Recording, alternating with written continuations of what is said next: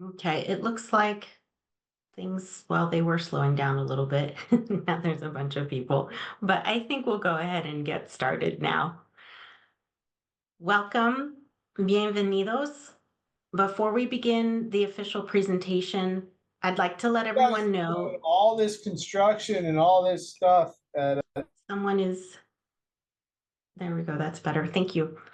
So I'd like to let everyone know that we're offering Spanish and American Sign Language interpretation during today's meeting. I'll read the instructions for joining the Spanish interpretation channel in English, and then one of our two Spanish interpreters will read them in Spanish. Simultaneous interpretation is being provided. English speakers may need to select English as their language. Accessing Zoom from a computer. Click the globe icon located at the bottom of the screen. Choose English. Accessing Zoom from a smartphone. Click the three dots above where it says More on the bottom right side of the screen. Choose Language Interpretation. Choose English.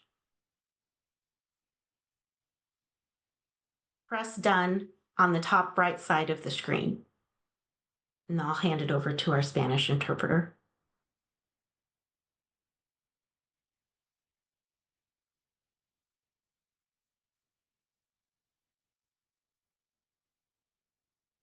It looks like our Spanish interpreter has their hand raised.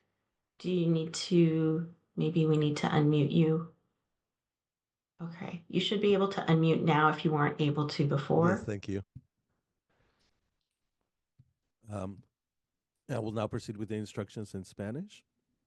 Buenas tardes, bienvenidos, bienvenidas. Se está ofreciendo interpretación simultánea al español. Invitamos a toda persona hispanohablante a seleccionar su idioma de interpretación. Justo después de este aviso, si nos acompaña por computadora, en la barra de controles de Zoom va a aparecer un icono de interpretación, parece un globo terráqueo. Simplemente le da clic y selecciona español. Para no escuchar el audio original en el fondo, seleccione silenciar audio original. Si nos acompaña a través de un dispositivo móvil o por algún otro motivo no ve el icono, simplemente haga clic en los tres puntos suspensivos donde dice More o más. Asimismo, en la barra de controles de Zoom. De ahí selecciona Interpretación y después Español. Al final, dé clic en Done o Finalizar del lado derecho de la pantalla. Gracias and thank you. Thank you. So now we could move on to the first official slide of the presentation. Thank you. So before we begin, I just want to ask and make sure if anybody's having any technical issues, if everybody's able to hear and see the slides okay, and that the Spanish and the American Sign Language interpretation are working.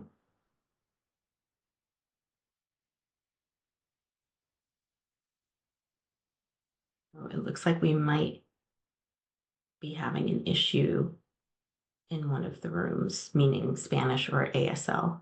So I'll just give it a minute here.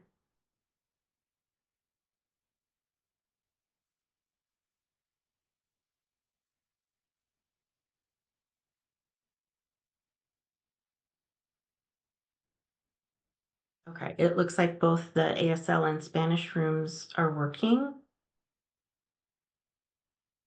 Great. Okay, so let's begin. So good afternoon, everyone. Thank you for joining us. My name is Stephanie Parent, and I'll facilitate today's work group on the fiscal year 2025-26 Clean Transportation Incentives Funding Plan development process. Note that we also call the plan the funding plan. Here are a few quick details.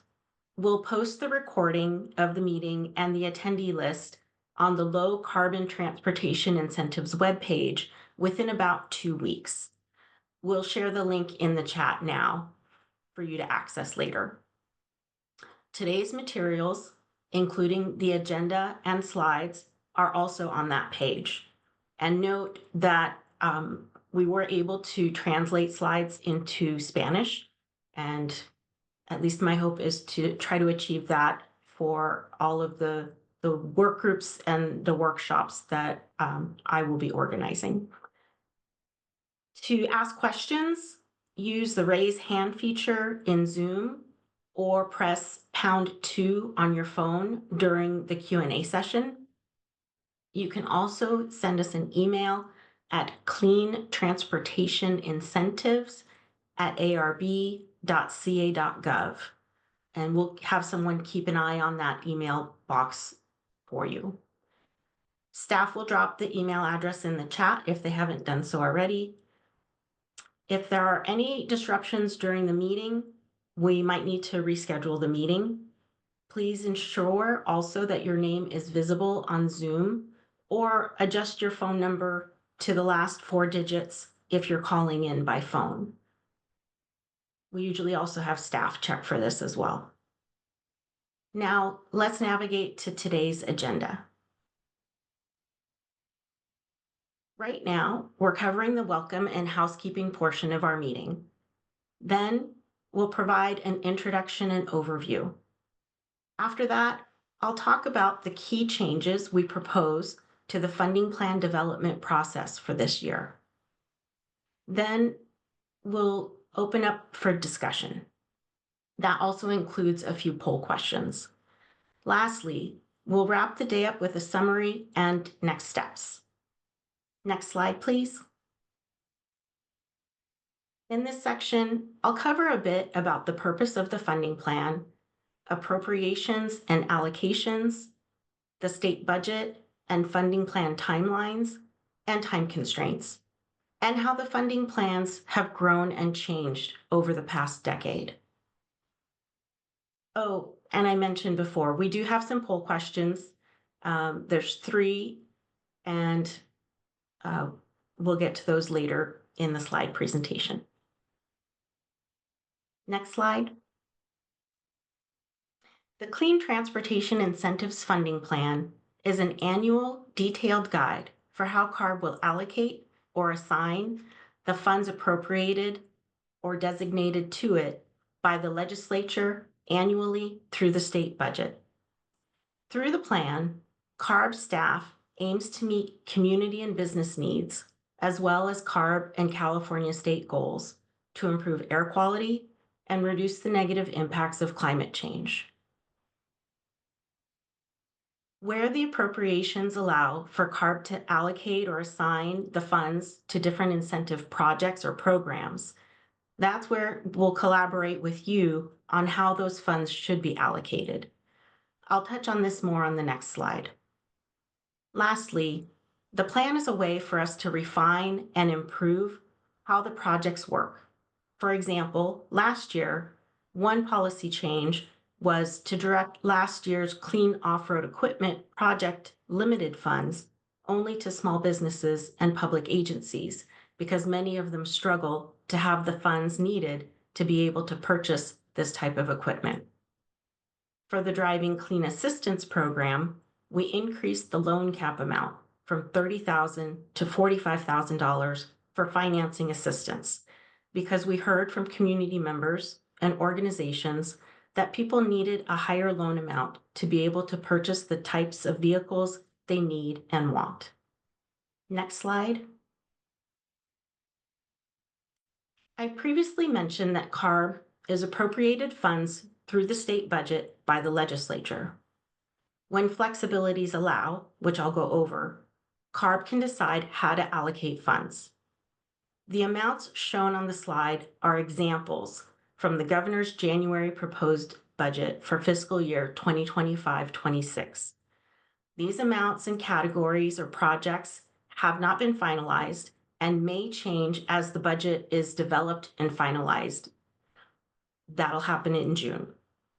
But to use them as examples, a budget bill might specify $48 million specifically for zero-emission drayage trucks. In this case, this would be considered an appropriation for a specific category, and we have no flexibility to move those funds to other incentive projects or categories. Another example is If a budget bill specifies $100 million for sustainable community-based transportation equity projects, we also call these clean mobility projects, and they include clean mobility in schools, clean mobility options, planning and capacity building, and sustainable transportation equity projects. In this case, we have the flexibility to divide up the funds among those projects that make up the clean mobility group. Next slide, please.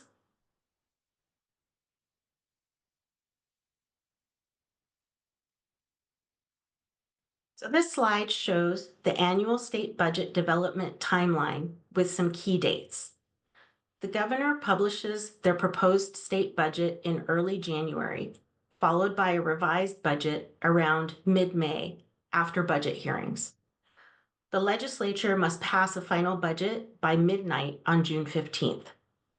Note that we may also receive trailer bills during the summer prior to the end of the legislative year, which is September 15th in odd numbered years and August 31st in even numbered years. Next slide, please. This slide shows the funding plan development timeline. I'd like to point out June and July as our main time to collaborate and engage with you to develop the plan, as well as the formal 30-day public comment period from about mid-October to about mid-November. Next slide, please. This slide shows the time constraints we face that are outside of our control and shows why we have such a short time frame to develop the proposed funding plan.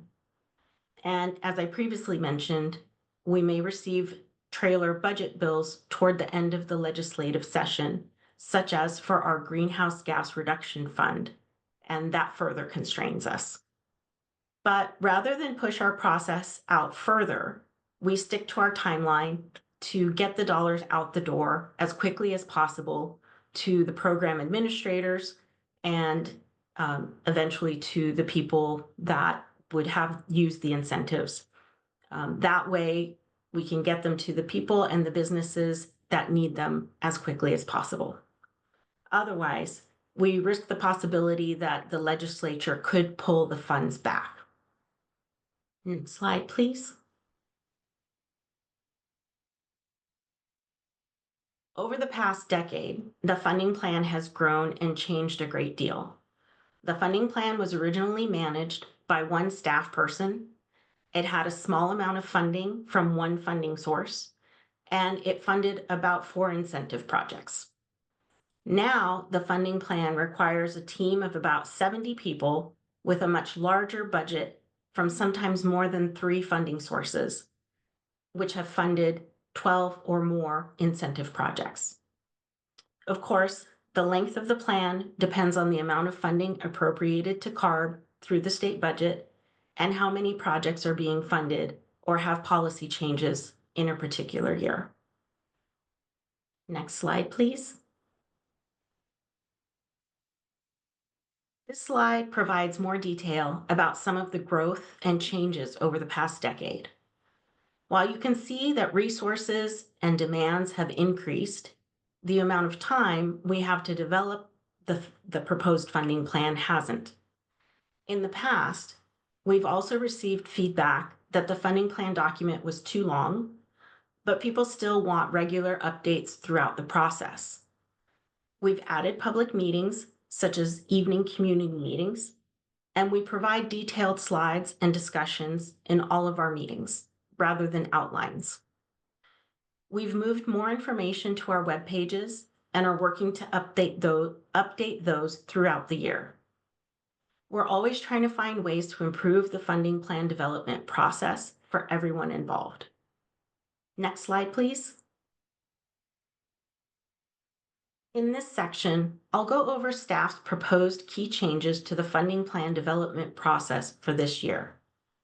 As I previously mentioned, we're always trying to improve the process. We also welcome your ideas for how to improve it as well. Next slide, please. Building upon the previous slides, staff proposes 3 key changes to the funding plan development process. Note, after the next 3 slides, I'll ask you 3 voluntary poll questions. Your feedback would help us understand what you think about the proposed changes. First, we propose to remove the preparation of the draft funding plan. Originally, the draft plan was the only written document released for public review and feedback before the proposed funding plan was posted for the formal 30-day public comment period. Now that we hold various public meetings with presentation slides and recordings, as well as other handouts when needed, along with the proposed funding plan that we post for the formal 30-day public comment period, we believe that the draft plan is no longer needed or useful. Without it, you would still have many opportunities to engage with us to develop the proposed funding plan. Next slide, please. Second, we propose to add an additional evening community meeting in June. We realized this meeting is crucial to provide community members and the public with timely budget information. This meeting would align with the legislature's state budget approval by June 15th and CARB staff's funding plan kickoff workshop that same month. Realistically, we only have from about June 16th through the end of August to collaborate with you to develop the proposed funding plan. Next slide, please. Lastly, we hope to offer more one-on-one meetings between CARB staff and individuals and groups earlier in the process, beginning now. If you or your group are interested in scheduling a meeting, please fill out our online form to request a meeting. Staff will drop this link in the chat. Announcing and offering earlier one-on-one meetings would help us ensure that these meetings can be scheduled between June 16th and about mid-July. This would also allow us to engage with you to develop the plan and to be able to listen to what your needs, problems, and potential solutions are, so we can consider them in relation to the funding plan. We'll also do our best to summarize outcomes from these meetings and report them out at our public meetings to help minimize any concerns about closed-door conversations. We aim to be as transparent as possible. Next slide, please. Oh, sorry. Please go back one. This is my point where I am going to launch the poll questions. Give me a second here. I wonder if maybe I need to share the screen because, oh no, now I see it. Wrong option. Okay. Let's see, I'm going to relaunch.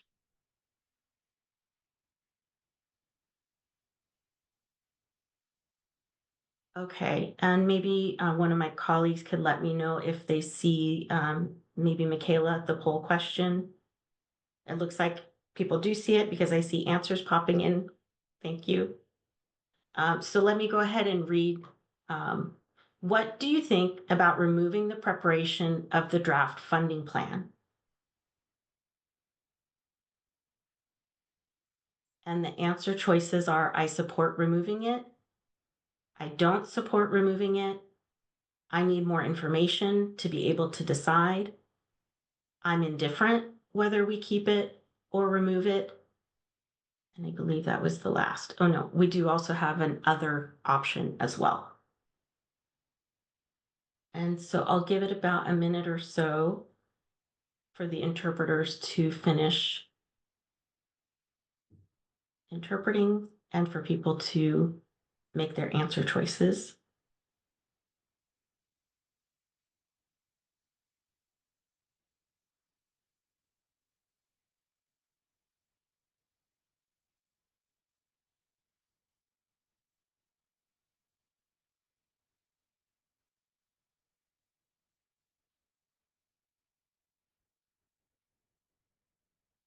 It looks like Things are slowing down.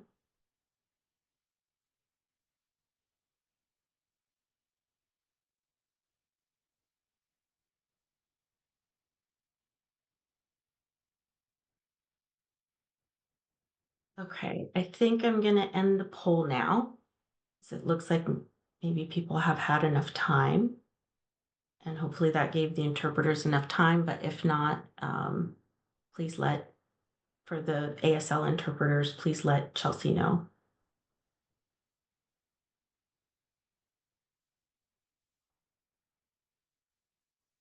All right, now I'll share the results.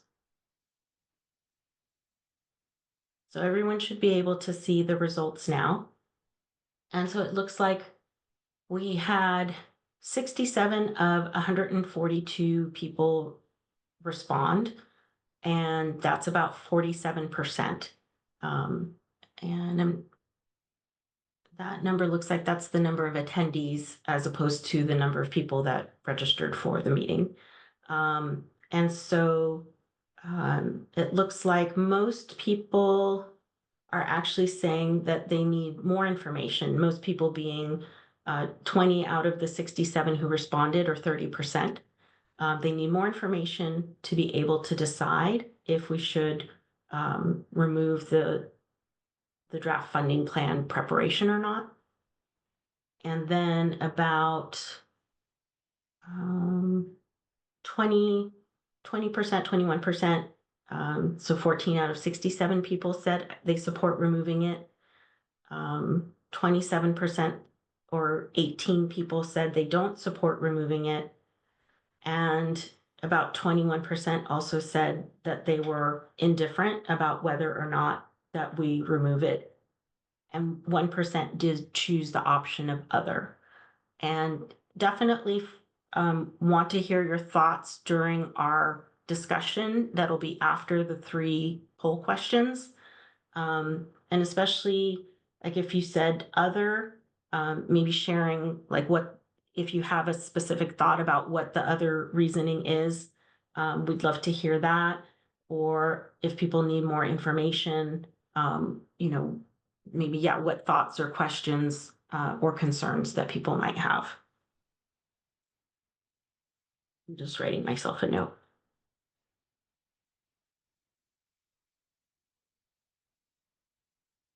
And I'll stop sharing this one. And I'll launch the second question.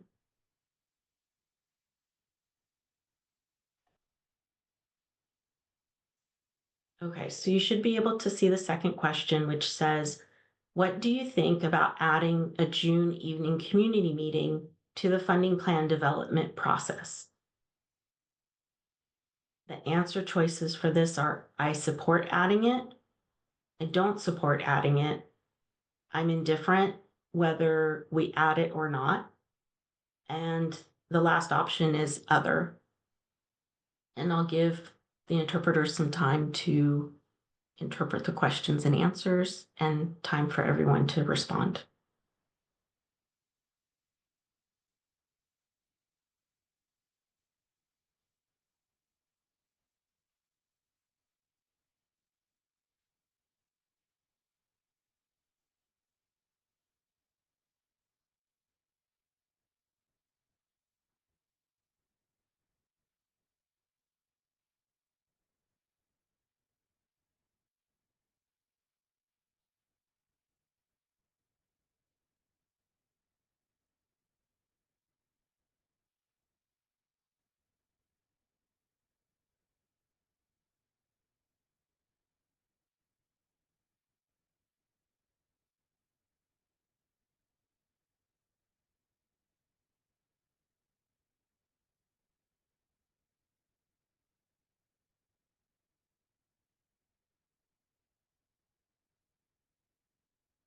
Looks like things are slowing down a little bit, but I'll give it just a little bit more time.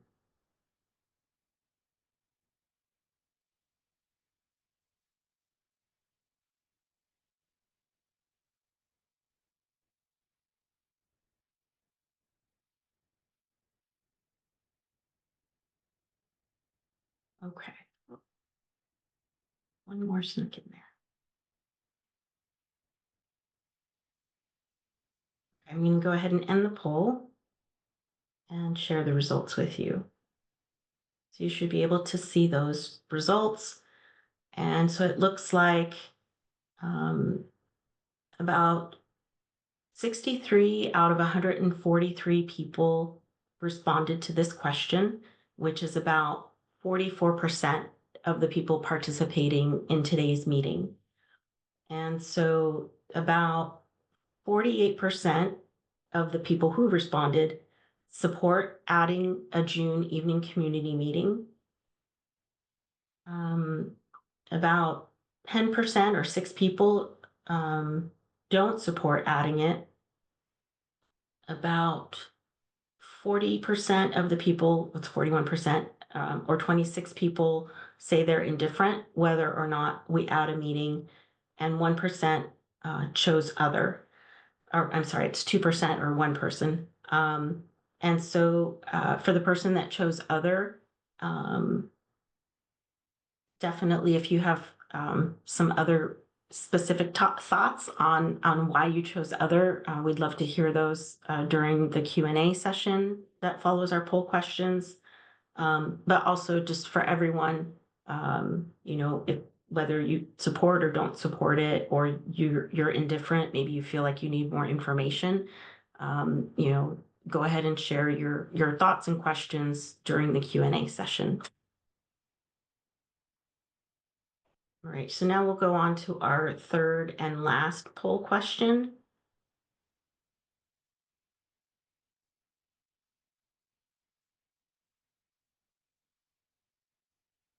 All right, poll question number 3, you should see that. It says, what do you think about CARB staff offering earlier opportunities for one-on-one meetings to discuss your needs, problems, and potential solutions?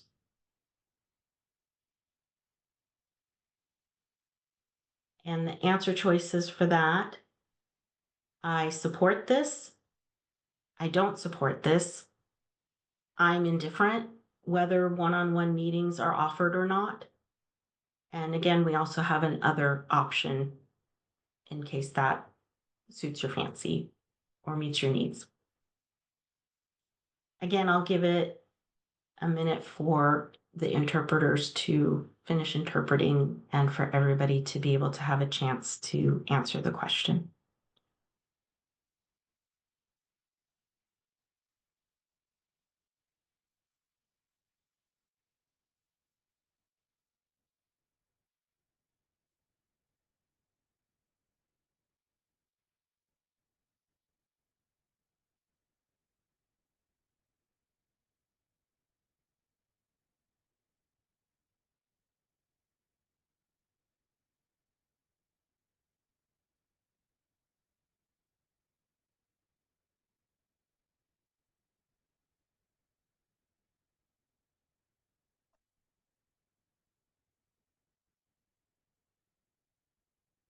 Looks like things are slowing down a little bit, but I'll give it just a little bit more time.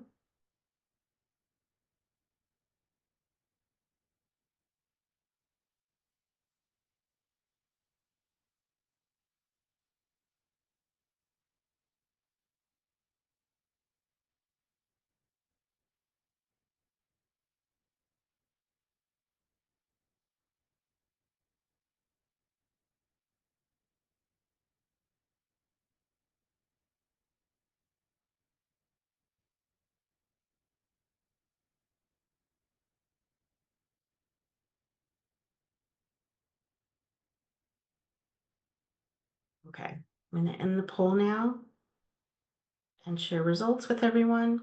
So you should be able to see that on your screen now.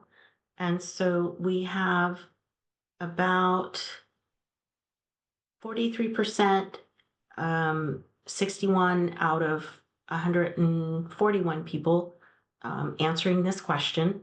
And let's see, about 75% said they support this, which is about 46 people that responded. 5% or about 3 people said they don't support offering these one-on-one meetings. And 20% or 12 people said that they're indifferent whether earlier one-on-one meetings, whether those are offered or not. So I'll just make myself a little note here.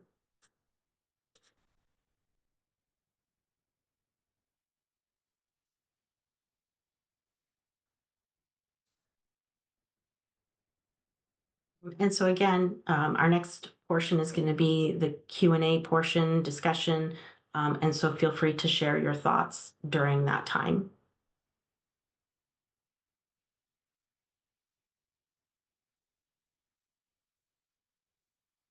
And so we could go on to the next slide, please. Okay, good afternoon, folks. My name is Robert Chester. I am staff here at CARB. So we're going to open it up for discussion.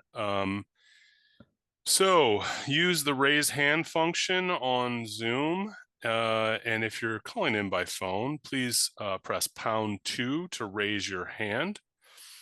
Please state your name and affiliation when I call on you, if you have any affiliation, before asking a question or making a comment. And if you would prefer, you may also email your questions to cleantransportation.arb.ca.gov. So please, if there are other responses that were not in the poll that you wanted to elaborate on, please feel free to do that at this time as well. So I'm going to start calling on people in the order they've raised their hands. I will unmute you after I call on you, and then you unmute yourself and go ahead and talk. So let's see. Christopher Chavez. Okay. Yes, Go thank you. This is Chris Chavez with Coalition for Clean Air. My apologies if my voice sounds off. I'm recovering from being sick. One of the things that I appreciate this presentation, this opportunity to comment, relating to the deletion of the funding plan or the draft funding plan. I think there is definitely a lot of concerns I have about that. As we've seen in the past experience, 30 days of public comment is not enough to identify and work on and address the issues that we find in the funding plan. And I know last year's funding plan, there wasn't much opportunity or much to comment on because of the budget situation. But I do know in prior funding plans, there were issues that were identified, concerns, questions that got hammered out from the draft funding plan and from when the final document was published. So I just think having one opportunity to comment on what CARB is proposing is not something that we would not be supportive of. Relating to the other two items, they're kind of in some ways similar. So I have no philosophical or specific objection to the idea of doing another community meeting or doing one-on-one meetings. But I know that in terms of those community meetings, we've been told under no uncertain terms that that was not the time to bring up policy issues. That was a time for general community education. So if that is done in lieu of example of the draft funding plan, that really limits, organizations that are, a little bit more in the weeds from being able to comment. So, I don't, another community meeting itself isn't in and of itself isn't the problem, but if that becomes like the main way of public participation, given those limitations, that is also a concern. And then relating to the one-on-one meetings, likewise, I think that if, on their own, I don't have any specific objections to those meetings. But again, if I think it does create the opportunity to create a situation where organizations can be siloed and not able to provide an effective argument because the public process provides more of a forum to do that. So I don't have one objections to one-on-one meetings. I know we've done one-on-one meetings with CARB staff, so from that perspective, I get it. But at the same time, I don't. If that becomes again the main route or the only route, that option that's available to us, that's where I start having a little bit more concerns. Thank Thanks you for for your that. comments, Christopher. Go ahead, Steph. All right, Robert. Yeah, I wanted to explain that, no, this wouldn't be, in lieu of. Um, for example, the June evening community meeting would be around the same time that we hold the daytime kickoff workshop for the funding plan. And so the evening community meeting is recapping what happened at the daytime meeting, since a lot of people aren't able to attend the daytime meetings, maybe because, they have work that is different than maybe volunteer work that they do for a community-based organization or a community group. And so we wanted to provide people with that same timely budget information that is being presented in the daytime workshop. And then even our thought is, even if we didn't do the draft funding plan document itself, we're still holding work group meetings during that mid-June to like maybe I'll say like through the end of August. There's work group meetings that would be happening for the light duty and clean mobility projects, as well as the medium and heavy duty incentive projects. And then all of that would culminate still having a workshop on all of the draft ideas around maybe like mid-August to end of August.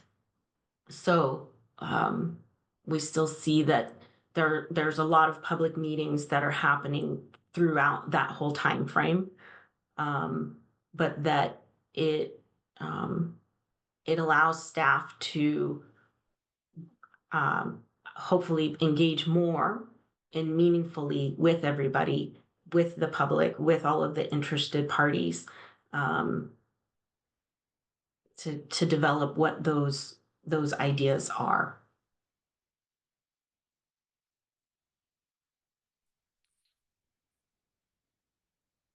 I'm just going to add a tiny bit too. This is Lisa McCumber. I'm the chief of the Equitable Mobility Incentives branch here at CARB. Some of the thinking behind this really is to try to find a way to be a bit more efficient. So as Steph said, definitely not in lieu of the regular conversations that we do have with you all. Like the daytime work groups are going to continue to happen. Those conversations are going to continue to happen. The added June ECM really, or evening community meeting, really is just to make sure that those that participate in the evenings have an opportunity. But as for the draft funding plan, I know, Chris, you've been around a long time working on these issues, and so I know you've got a really good breadth of what the process has been. 2, 3, 4 years ago and beyond, that was the only opportunity to comment, was the draft funding plan and then the final proposed plan that goes to the board. But a lot's changed in the last few years. We never before we never did work groups like this. They were always just teleconferences where we just listened and there were no readout notes or anything. Now we provide slides for every meeting, and we have a discussion now way different than we had years ago. And so we see every work group as an opportunity to collect input and put things out in our slides for folks to comment on. And I fully recognize that the words aren't always exactly the same, but we do plan to do even better within our slides to make sure that we're really capturing as many of the policy nuances as possible. Because the added work that we've really and it's not added work, but the efforts that we've made to broaden our process, to bring in the slides and to bring in updating our web pages in a way that's way more expansive than it used to be in the past. There's so much information out there that we think it would be really efficient if the final really is that culmination of all the slides that we do from our work groups and all the conversations that we have throughout the public process. And then there's just that final plan that culminates all of that work that's been done. And so that's where our hope is to kind of go on this to again try to be more efficient and provide as many more opportunities as possible for folks to provide us feedback and comment. Thanks, Lisa. And I realized I also didn't address maybe the one-on-one meetings portion of the question or comment. Just to say that, it's again, it's a tool that we just want to make sure is offered to people, to groups, and yeah, just making sure that everybody knows that that is available. Okay, thanks, Steph. On to the next question. Laura Renger, I have unmuted you. Please go ahead. Hi, good afternoon. It's Laura Renger from Cal ETC. Can you guys hear me okay? Okay, thanks, sorry.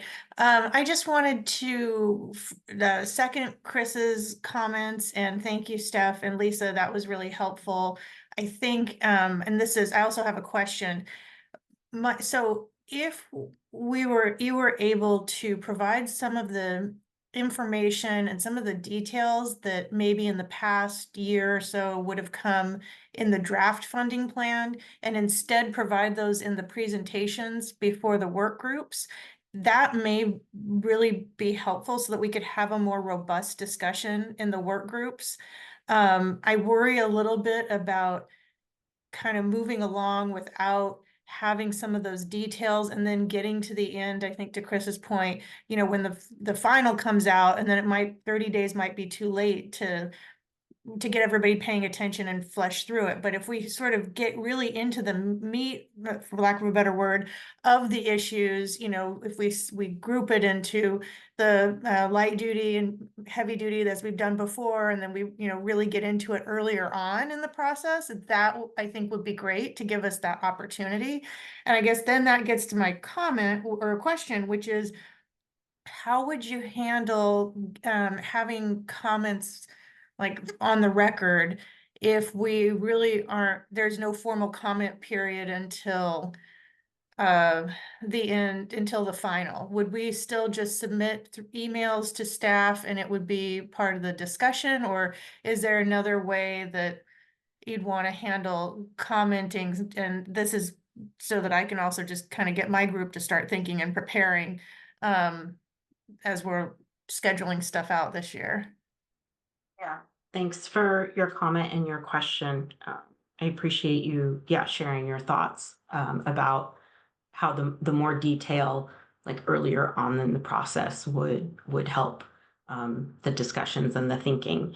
As far as the question about how we would handle comments, it's the same as it's always been. So, up until the proposed funding plan is posted for the formal 30-day public comment period, we can accept comments, questions, discussion through meetings, the public meetings, or even through one-on-one meetings.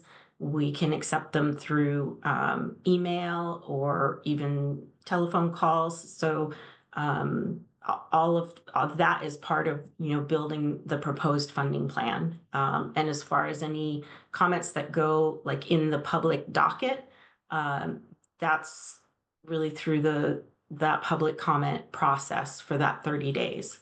I do see Lisa's on here, so maybe she wants to add something as well.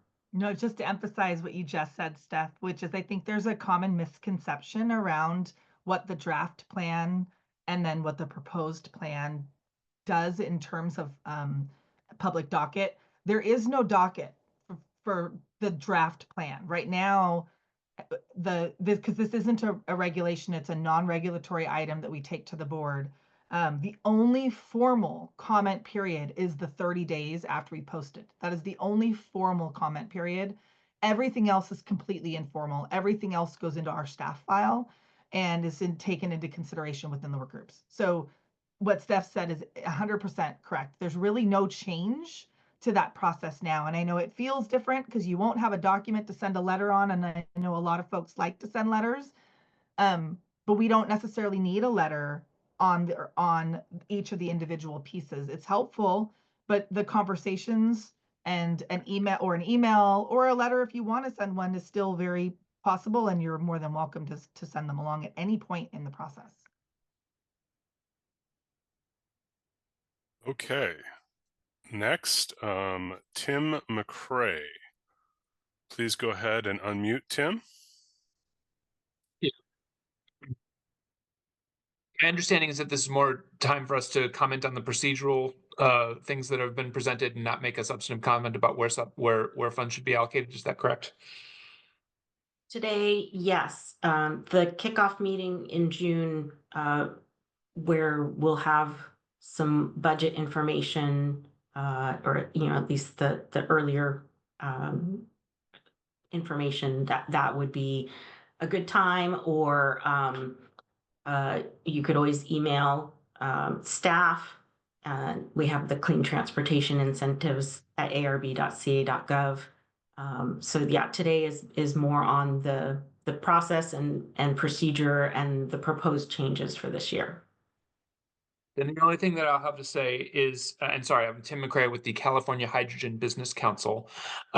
Pursuant to the discussion that just happened, we would be happy to provide information from our perspective one-on-one to staff, but we would also like there to be some sort of way to make public formal comment, often written, but it could be just verbal in a meeting, that we spend quite a bit of time working with the member companies that we have in the California Hydrogen Business Council to come to how we want to present ideas, and those are usually fleshed out in something formal and written.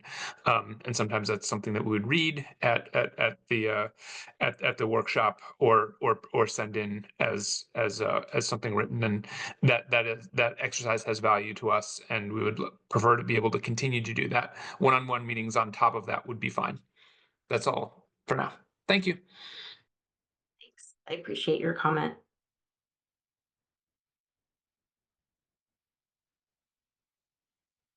Okay, next is Judith Borks. I apologize if I did not pronounce that correctly. Please go ahead and unmute yourself. Okay, hi. Yes, I just wanted to know if you could elaborate yourselves on how page 21 of the presentation, you give the buckets of where you're allocating monies. And I just wanted to know how that was developed. Could we go back to that slide, Amrit? I think it was 21. Yes, Or- it's page 21, and you give drayage trucks and Right. Yeah. So city-based plans. Yeah, just wanting to know how that was developed. yeah. So again, those numbers are examples, and those come from the governor's January proposed budget. And so that's why I was also saying that those numbers are not final, and they will change, or will likely change. And so the way that the process works is in early January, the governor develops their proposed budget. And then between like the February through May timeframe, there's budget hearings that are happening, and those are public. People can listen in on those. And then in May, the governor develops a revised budget based on those budget hearings, discussions, and whatnot. And then the final budget has to be passed by midnight on June 15th. So that's how the budgeting gets developed. Is there any way you can give us definitions? I understand zero emission drayage trucks, that's an obvious one, but what kind of community-based plans and what are emerging opportunities? Is there any way to understand a little bit more about what those things are? Yeah, we can make sure to like drop the link in the chat to like our main page that has access to our different incentive projects. And I feel like there's probably some other things that we might be able to do to make sure that people have information that helps them understand what the different kind of incentive projects are about, and kind of like how things are defined. Yeah, I think the first best place to start would be our webpage, which it looks like somebody dropped in the chat. Okay, I got that. Thank you.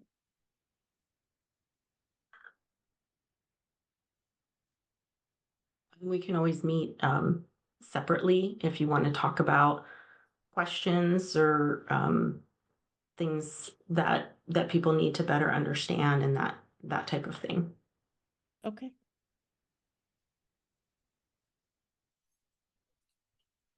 Okay, next is Erica Baker. Please unmute yourself.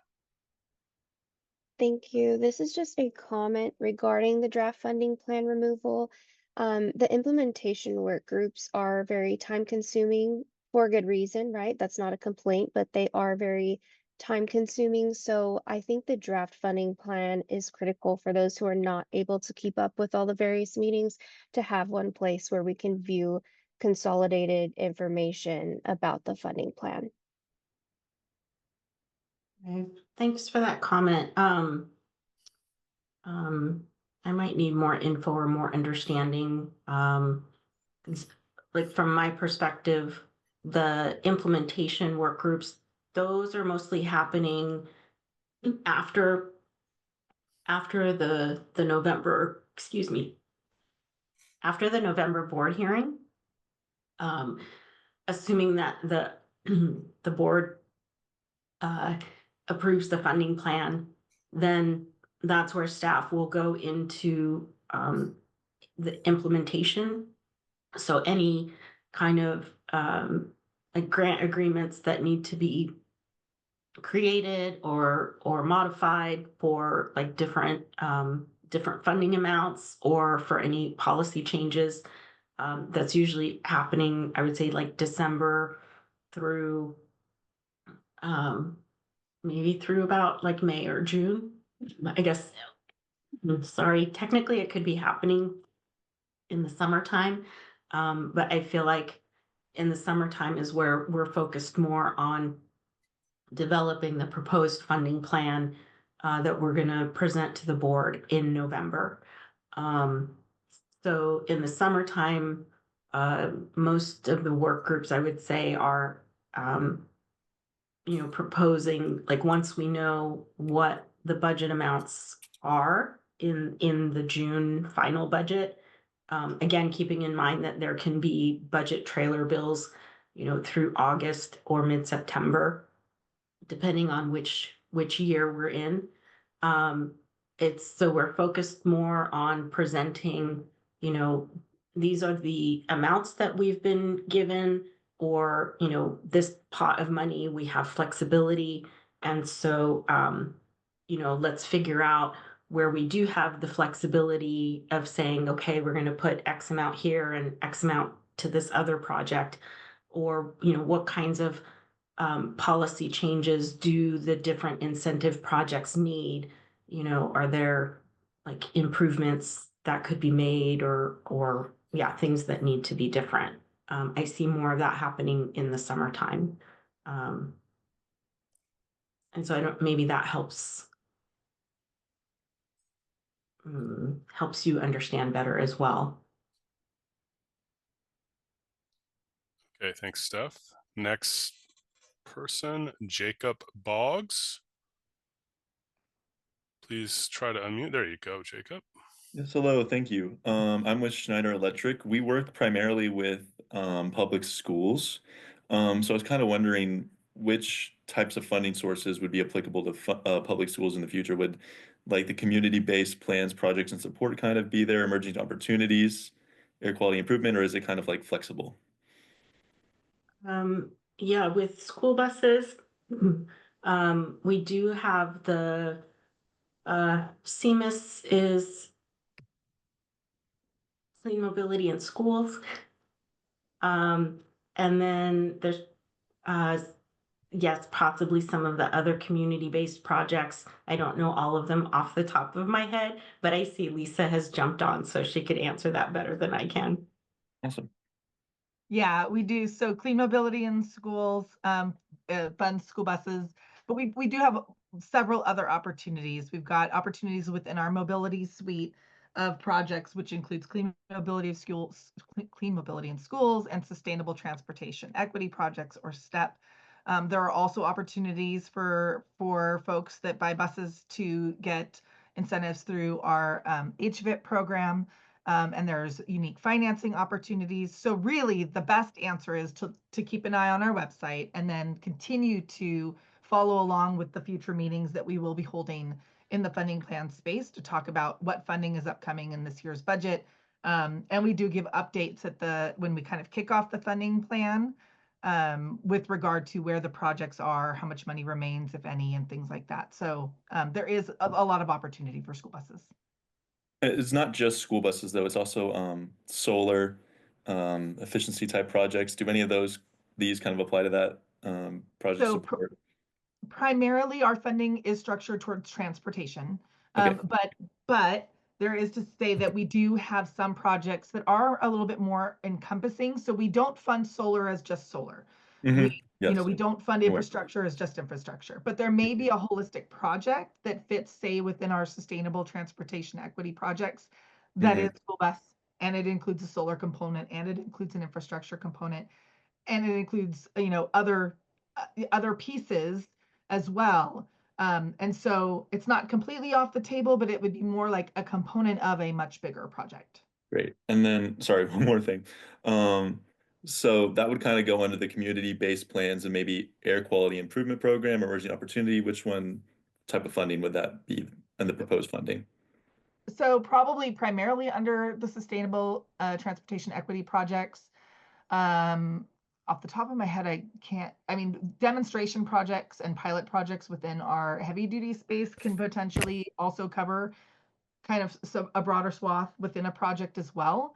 But I'd start by looking at STEP, and then as well, on the heavy duty side, you can look at we do have a page for demonstration and pilot projects. You can check that one out too. Okay, thanks, Jacob. Next is Catherine Churchill. Catherine, please go ahead and unmute yourself.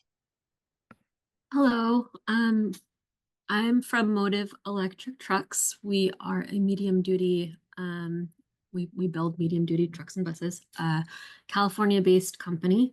We've been around since 2009, and I apologize if this is the wrong place to ask about this.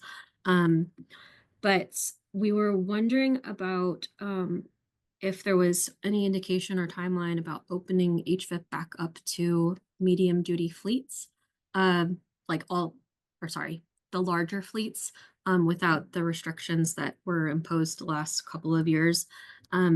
Just from our point of view, we've got like I think we've got over 280 vehicles in California that all have HVIP attached to them. And California and CARB have been kind of instrumental in both Motive existing and our technology, evolving over the years, because really, if we want to drive these prices down, the technology has to improve. And how can you do that without like miles on the road and pilot programs and all that good stuff? And what we've come to understand over our 15 years of working with the biggest fleets in the country, like Bimbo Bakeries, you probably heard of Sara Lee and Entenmann's and all that good stuff. What we've learned is these fleets come into California, they use HVIP to start off their pilot programs. They start off with 5, and then they reorder 20, and then they reorder 20. And through that, they are able to take the initial risk and then develop their own electrification programs. And then they take their learnings to other states. So our fleets who have started with us back in 2017, 18, 19, have started taking their learnings and expanding in Michigan and New York and Pennsylvania. So we're kind of in this position right now, especially with the current administration, and our industry is kind of shrinking and consolidating. We're hoping to kind of get in front of the right people, or, kind of like, is there any way that we could open up HVIP back up to these big fleets so that they can have the carrot again, and then kind of see how we can evolve that in a way where like dealers are more engaged and or like there's less burden on dealers and just basically get more trucks on the road, more electric trucks, and that would also help us and our other EV OEM brethren. Sorry, that was really long-winded. I'm not normally this guy, so thank you. It's Catherine. Nice. So you go ahead, Robert. Oh, yeah, Catherine, thanks for the question and the comment. Right now, we don't have any like opening date yet for HVIP. But you know, the staff are on here that work specifically on that project, that incentive project program. And so, you know, they've heard your question and comment and will take that into consideration. So thank you. Thanks, Steph. Next in line, Pablo Carenti. Pablo, please go ahead and unmute yourself. Yeah, hello, can you hear me okay? Yes. Yep. Oh, okay. My name's Pablo Carenti. I represent Boson Motors. We make electric autonomous farm equipment, kind of off-road equipment. And kind of similar to a couple of the previous questions people had asked, we're sort of in this gray area right now. We're not quite a UTV and we don't quite make a tractor, but we have the capabilities of both. And so I appreciate all the questions answered thus far. But in terms of the scheduling a one-on-one with somebody, is there somebody specifically that I should look to reach out to for our situation specifically? If you are filling out the online form, we had dropped in the link, but I think later in the presentation we'll drop it in, or maybe someone could drop it in again right now.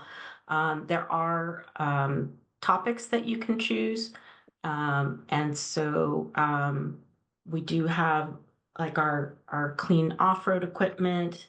HVIP is for clean trucks and buses. And I think we also have like an other categories, and it lets you write in some text. So if you wanted to like explain your specific situation, and then that will get forwarded over to the staff that work on that particular project or program. Okay, sure. Yeah, I see that you can select multiple. So we'll just take a look and see which one's best fit with what we think we could qualify for. And then in terms of turnaround time, are you guys very busy, or can we expect a response relatively quickly? Yeah, I think, yeah, it always depends like on the time of year. Like right now, it's a little bit slower. So you should be able to receive a response pretty quickly. I mean, I think, you know, receiving a response pretty quickly throughout the year, you know, is the goal. And being able to try to set these meetings up, you know, early so that they're definitely, you know, happening like in that June to August timeframe, but you know, they can always happen earlier. It's just like if there's specific questions about budget numbers, right now things are just proposed and draft and subject to change. So just keeping that in mind, depending on, you know, what your request is about for a meeting. Thanks, Pablo. There are no additional raised hands at this time. There are also no emails from the inbox. So I think we can move on. Thanks, Robert. Really appreciate that. So if we move on to the next slide. So I want to thank everybody for the discussion. It's hard to kind of wrap up, you know, key takeaways right after the fact. But I think, if I think back to kind of like the poll questions, you know, from the responses in the polls, and maybe also some comments in the discussion, it sounds like people might need a bit more information, you know, to understand why or how we would be able to remove preparing the draft funding plan, but hopefully some of the discussion helped answer some of those questions. If you still, you know, have thoughts or questions that you want to share with us, you're always welcome to, you know, email those to us at the clean transportation incentives at arb.ca.gov email.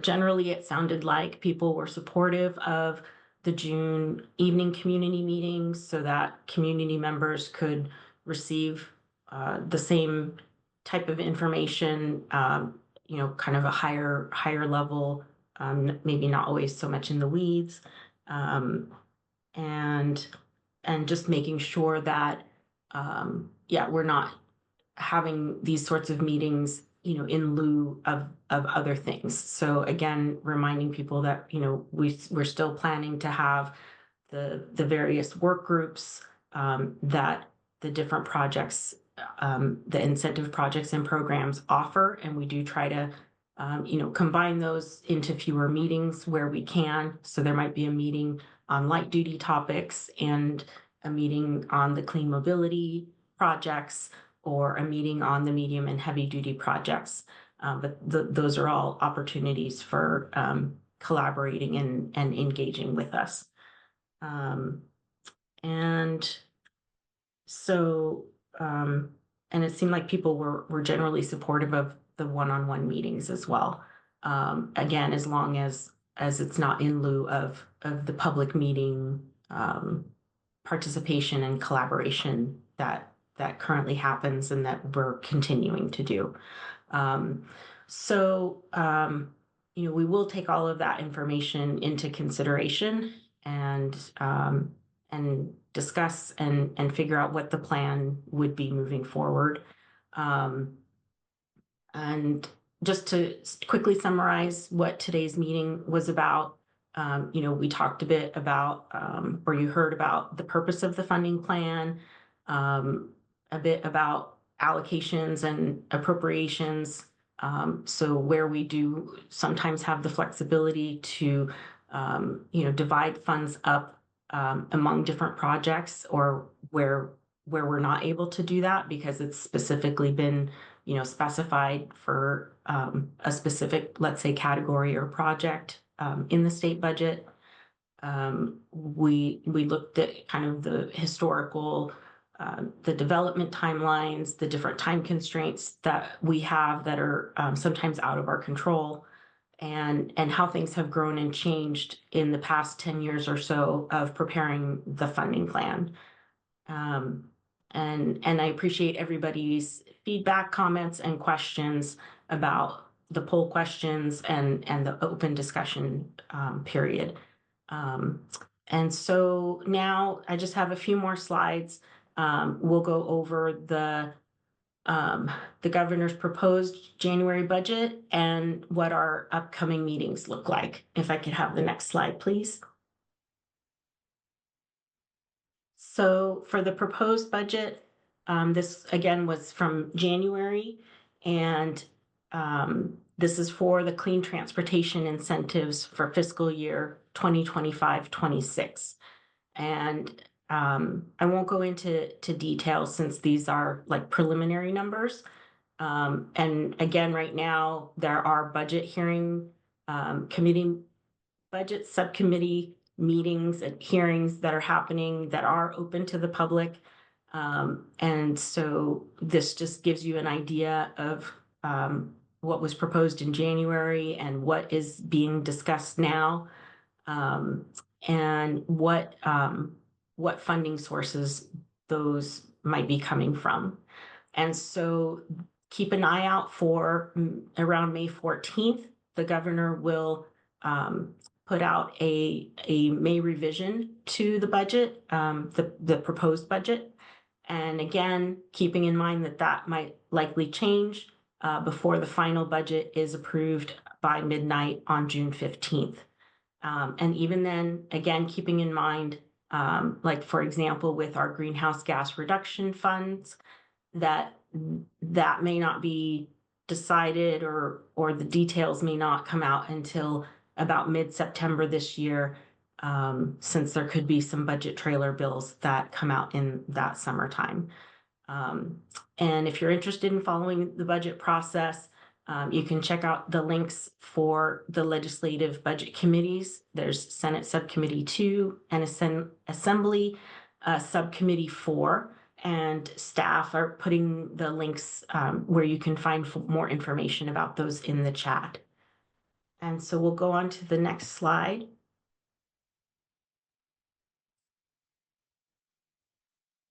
So looking at the meetings and development schedule. So right now we are planning to have our kickoff workshop on June 17th and an evening community meeting that same night to recap the daytime workshop, excuse me.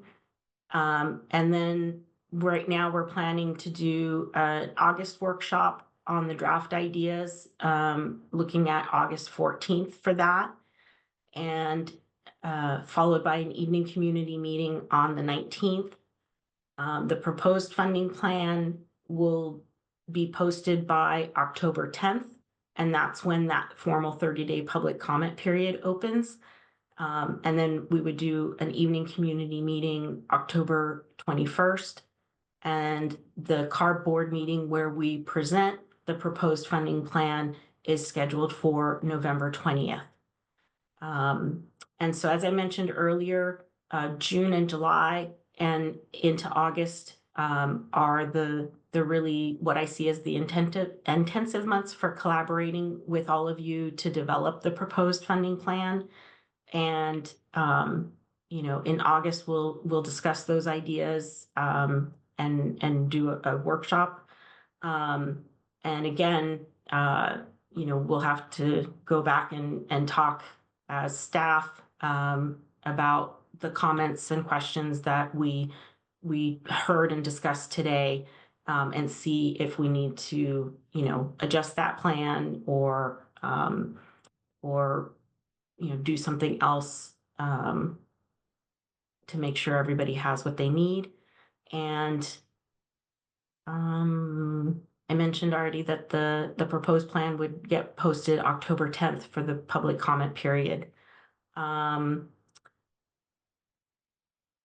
So yeah, that's it for upcoming schedule and meetings and whatnot.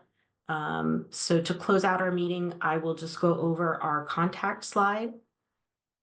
If we could go, thanks. And so just reminding everybody, we do have an open door policy, you know, especially for those people or community groups that are most affected by our incentive projects.